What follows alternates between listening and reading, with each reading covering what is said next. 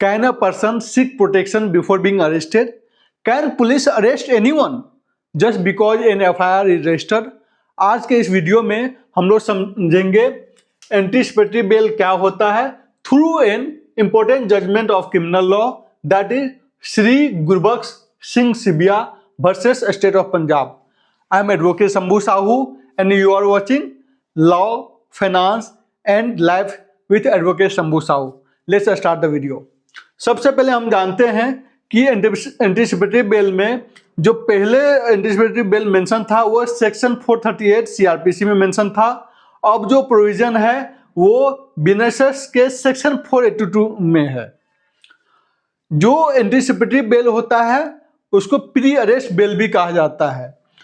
Anticipatory bail जो होते हैं उसको प्री अरेस्ट बेल कहते हैं. इसका मतलब है कि कोर्ट जो है ग्रांट करता है टू एन इंडिविजुअल कि वो in the event of arrest वो उनको बेल पे रिलीज किया जा सके. तो उसके लिए जो है आप ये देख सकते हैं इसको जो है पहले से ही आपको सेशन कोर्ट या हाई कोर्ट से में अप्लाई बेल एंटीसिपेटरी बेल के लिए अप्लाई करके आपको बेल लेना होता है. ये हर एक इंडिविजुअल का जो इंडिविजुअल लिबर्टी है इसको प्रोटेक्ट करता है. आप जैसा कि आप जो है पिछले वीडियो में मैंने एक्सप्लेन किया है, जो मैंने बेल पे वीडियो बनाया था उस पर all the 4 kind of bail को मैंने डिटेल में एक्सप्लेन किया है.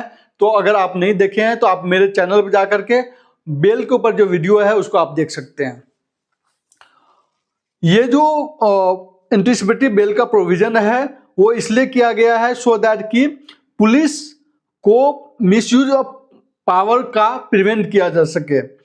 इस केस का अगर मैं आपको छोटा सा बैकग्राउंड देना चाहूँगा कि जो ये गुरबख्श सिंह सिबिया होते हैं वो फॉर्मर मिनिस्टर होते हैं. उनको करप्शन के एलिगेशन में अरेस्ट होने का डर होता है तो वो Punjab and Haryana high court में एंटीसिपेटरी बेल के लिए अप्लाई करते हैं.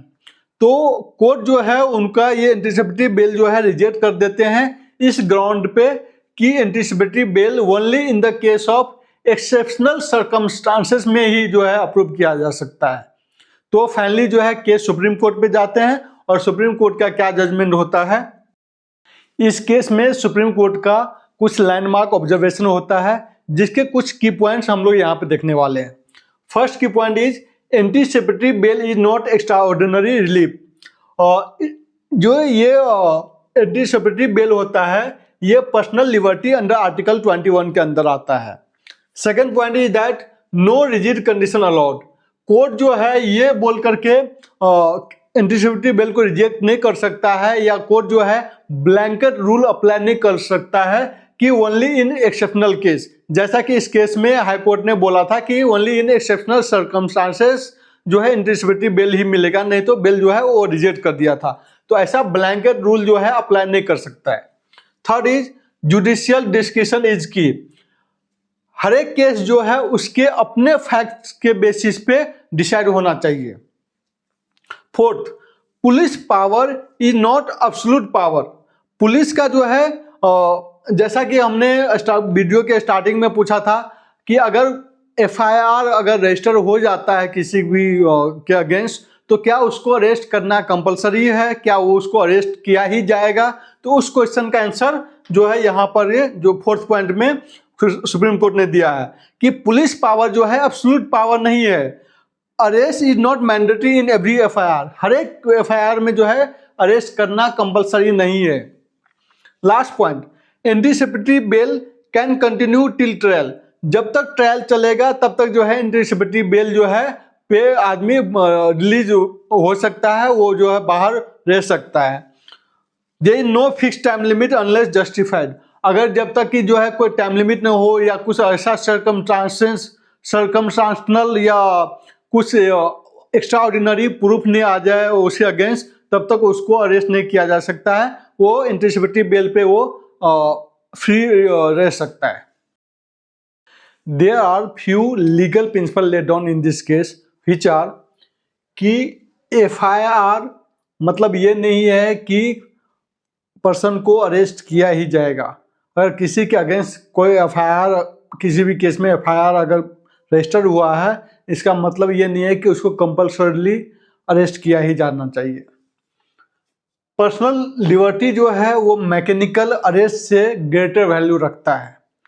इसके अलावा court must balance between individual freedom और नीड ऑफ इन्वेस्टिगेशन।